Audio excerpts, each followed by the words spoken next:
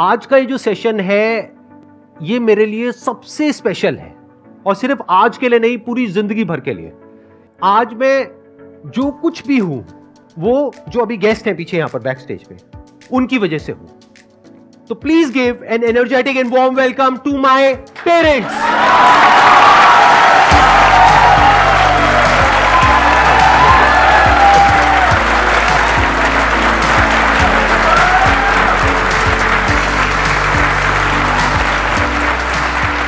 हाँ जी, प्लीज बैठिए।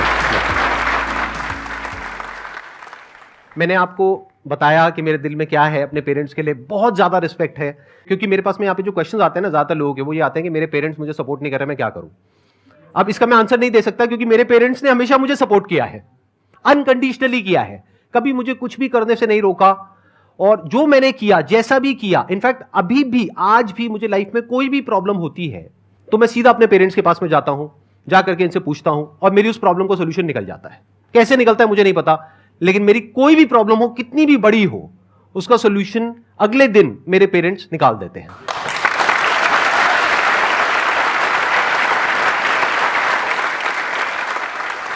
अब आप लोग जो भी क्वेश्चंस पूछना चाहते हैं, जैसे भी क्वेश्चंस पूछना चाहते हैं मेरे पेरेंट्स से, आप पूछ सकते हैं। मेरा एक फनी सा सवाल है।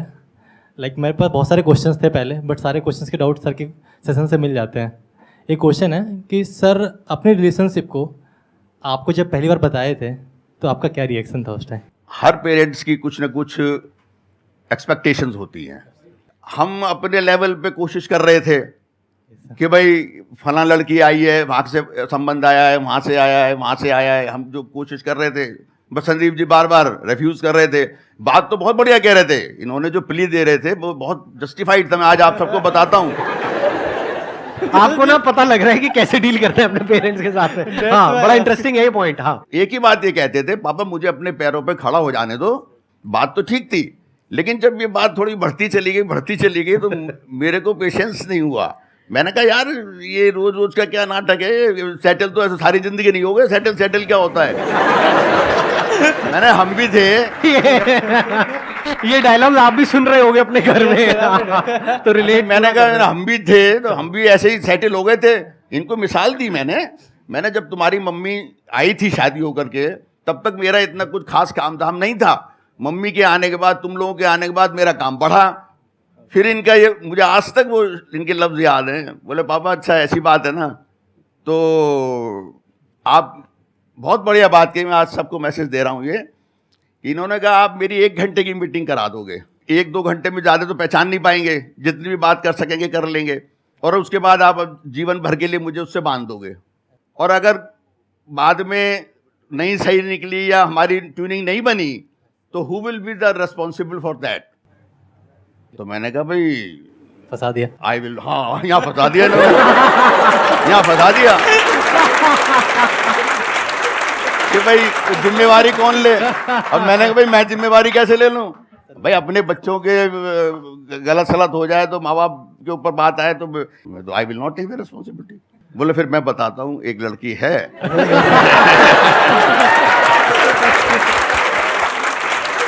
और उसका नाम ये है और उसको ऐसे ऐसे।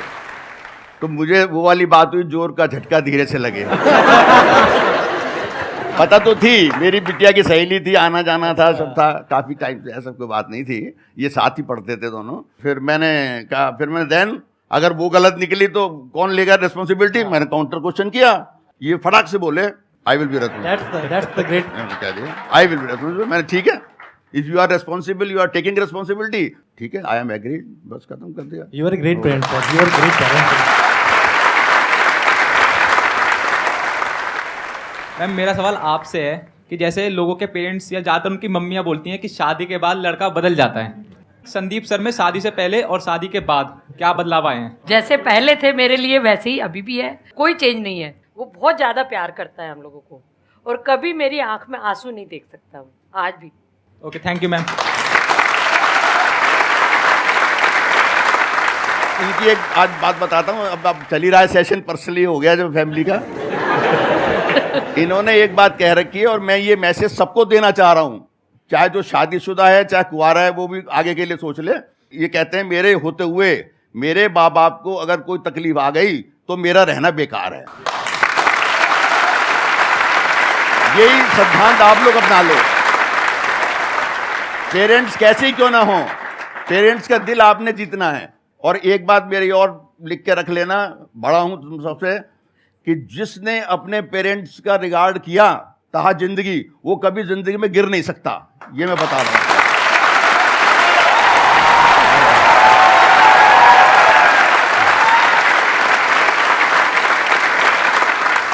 अब आप लोगों को समझ आ रहा होगा कि ये जो मैं बोलता हूँ, ये जो मेरी स्पीकिंग स्किल्स है, वो कहाँ से आई है।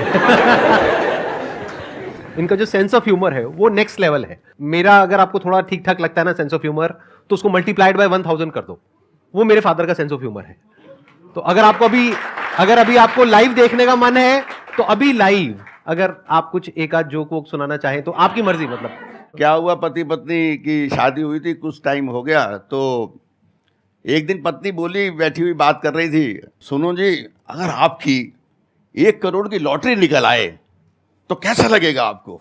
बोले, अरे जानू क्या बात कर रही हो।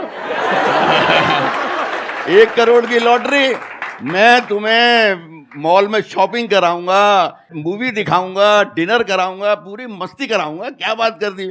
लेकिन यार एक बात बताओ, अगर बाय द वे हमारे में कोई डिफरेंसेस हो गए किसी बात पे, और मैं रूठ कर तुमसे क्या हमसे अपने पियर चली जाऊं उसी दिन, फिर कैसा लगेगा?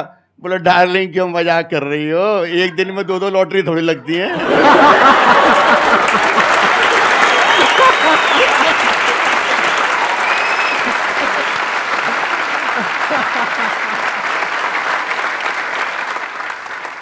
कैसा लगा, मजा आया? अभी देखो आगे आगे और मजा आने वाला है। हाँ बताइए, अब कौन है जो क्वेश्चन पूछना चाहते हैं, चाहती है? नमस्ते uncle aunty. Hello sir, how are you? Hello, all good. Aunty मेरा क्वेश्चन आपसे है कि जैसे हम कभी अपनी लाइफ में सैड होते हैं, संदीप सर भी तो कभी सैड होते होंगे?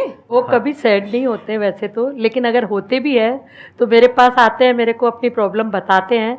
मैं उसको कहती हूँ कि तू अपनी लाइफ को अपने हिसाब से जीना सीख, और अपने हिसाब से ही उसका आंसर ढूंढ, तो तेरे को मिल जाएगा आंसर। और सही में उसके बाद इसको आंसर मिल जाता और वो एकदम हैप्पी हो जाता था।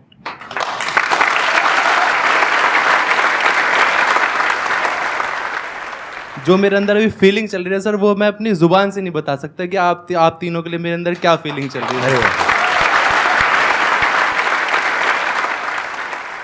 सर सबसे पहले मेरा ये क्वेश्चन है कि सर जैसे आपको पता होगा मिडिल क्लास फैमिली में जो पेरेंट्स होते हैं वो अपने बच्चों, जैसे वो बच्चा कुछ करना चाहता है, जैसे मैं हूँ, मैंने अपनी शॉप खोली है, तो मेरी शॉप जो है मोमोज की है, तो मैं एजुकेटेड हूँ, मेरे को इंग्लिश भी बोलने आती है, बहुत सारी चीज़ें आती हैं। तो जब मैं मोमोज ऐसे निकाल के देता हूँ, मेरा इंटरेस्ट है कि मुझे खुद का काम करना है।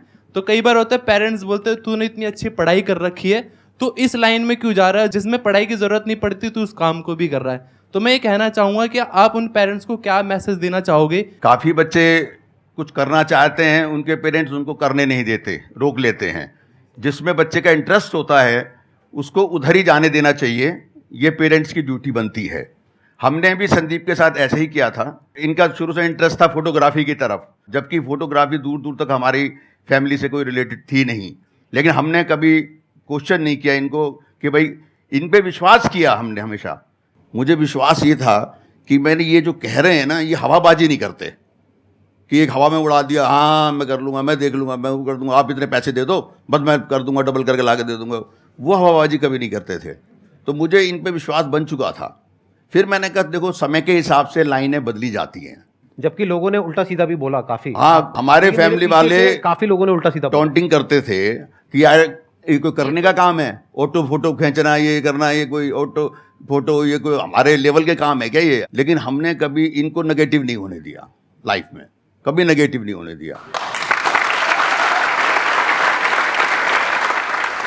हमारी फैमिली में भी काफ़ी सीए हैं, काफ़ी लोगों ने बड़ी पढ़ाइयाँ करी हैं।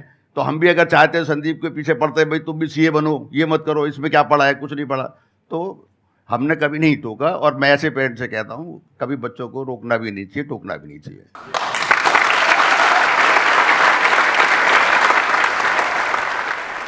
तो मैं एक क्वेश्चन पूछ रहा हूँ कि कोई चाइल्डहुड मेमोरी सर की हो, कुछ ऐसा आप बताना चाहें तो? बचपन में बहुत शरारती थे संदीप जी, लेकिन कभी मैंने इनको पीटा नहीं, मारा नहीं। हमेशा प्यार से इनको समझाया और फिर ये समझ भी जाते थे। इनकी जो शरारत थी ना वो अपनी छोटी बहन पे चलती थी।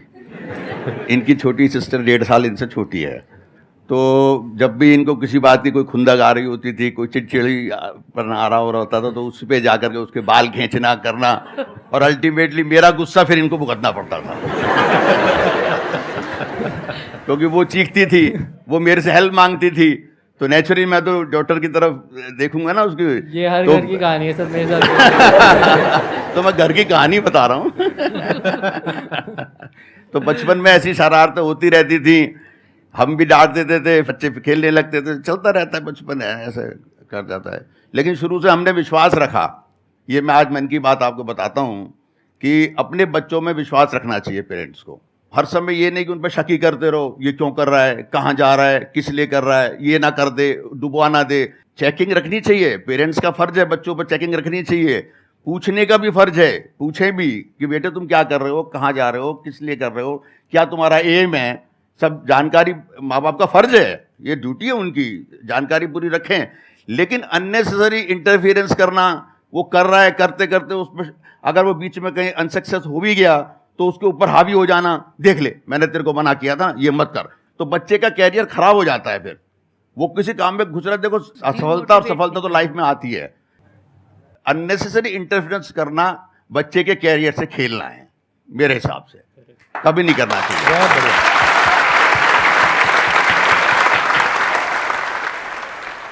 सर इतने सक्सेसफुल हो चुके हैं, आप लोगों ने भी इतना अच्छा अनुभव किया है, तो हम सब सक्सेस को पाएं, एक ऐसी एडवाइस हमें चाहिए। मैंने अभी थोड़ी देर पहले भी एक बात कही थी, एक गुरु मंत्र आपको दे रहा हूं मैं। मेहनत तो ज़रूरी है ही हर जगह, हर फील्ड में, और ईमानदारी से मेहनत। इस सब के बावजूद अपने माँ बाप की पूरी इज्जत करते हो और उनका हर तरह से ख्याल रखते हो, उनका हर वक्त आशीर्वाद लेने के लिए आगे रहते हो, तो मैं दावे से कह सकता हूं, एक दिन नहीं, 2 दिन नहीं, 10 दिन नहीं, महीने नहीं, 2 महीने नहीं, एक दिन सफलता आपके पैर चूमेगी। मैं दावे से कह सकता हूं, ये बहुत बड़ा गुरु मंत्र है। होता क्या है, लोग जब सफल होने लगते हैं ना, थोड़ा काम चलने लगता है, तो माँ बाप को समझते नहीं कुछ भी। उन्होंने आपको जन्म दिया है, लाके खड़ा किया है, जिस स्टेज पे लाके उन्होंने खड़ा किया है, उनकी कृपा से हुआ है ना सारा। जब उन्हीं की आप केयर नहीं कर रहे, उन्हीं की पूजा नहीं कर रहे, उन्हीं को रिस्पेक्ट नहीं दे रहे, तो लाइफ में आपको रिस्पेक्ट कहाँ से मिलेगी?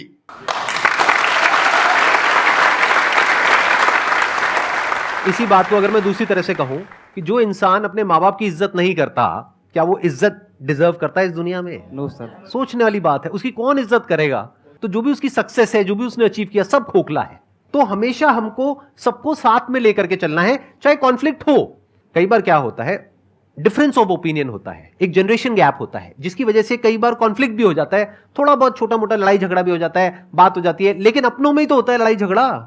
हो भी गया तो क्या हो गया? बैक ऑफ द माइंड आपको यह पता होना चाहिए कि ये मेरे माँ बाप हैं, मेरे लिए कभी भी गलत नहीं सोचेंगे।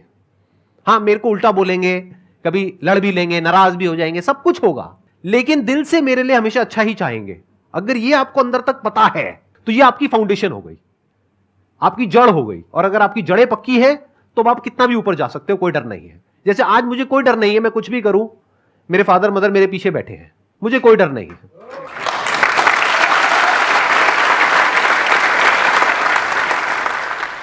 नमस्ते। नमस्ते आंटी जी। तब मैं ऑफिस में थी, मुझे बिलीव ही नहीं हो रहा था कि मतलब मैसेज में क्लिक कर रही हूँ, ओपन हो गया, मैं एकदम मतलब क्या हो गया, नींद नहीं आई सर, 3 बजे से जगी हुई हूँ। फिर मैंने देखा ना, मेरे आंखों में आंसू आ गए। लाइक पेरेंट्स तो पेरेंट्स ही होते हैं सर। तो एक सवाल है आप दोनों से कि वुमेन्स पेन की तो बात हर कोई करता है कि वुमेन्स पेन है, बट जो पेरेंट, जो आप भी फादर हो, ये आपके फादर है, तो फादर का जो पेन होता है वो कोई क्यों नहीं जान पाता? माँ और बाप जेंडर का ही तो फर्क है, दिल तो सबके वही होते हैं। अब होता क्या है, जेंट्स को कभी भी जल्दी से आंसू बहाते, जैसे आपने अभी आंसू बहा लिए ना, जेंट्स जल्दी से नहीं बहाते आंसू। ये भगवान ने कुछ ऐसी शिफ्ट दी हुई है। आदमी आंसू बहुत ही जब सिर से पानी निकल जाता है या कहते हैं ना बहुत मजबूरी या कुछ ऐसा होता है, तब उसके आंसू निकलते हैं आदमी के। माँ और बाप के प्यार में कोई फर्क नहीं होता है, लेकिन बाहर जो एक्सप्रेशन है उसमें थोड़ा सा डिफरेंस है। तो मैं सोई नहीं 3 बजे से। नींद से क्या शिकवा करना, जो आई नहीं रात भर, कसूर तो उस चेहरे का है जिसने सोने ही नहीं दिया। अरे वाह,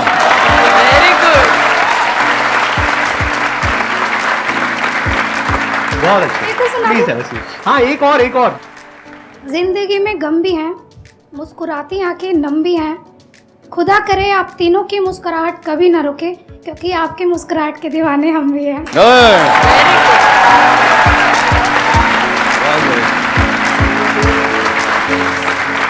Thank you so much, all of you, for coming. It was a great experience meeting all of you. Thank you.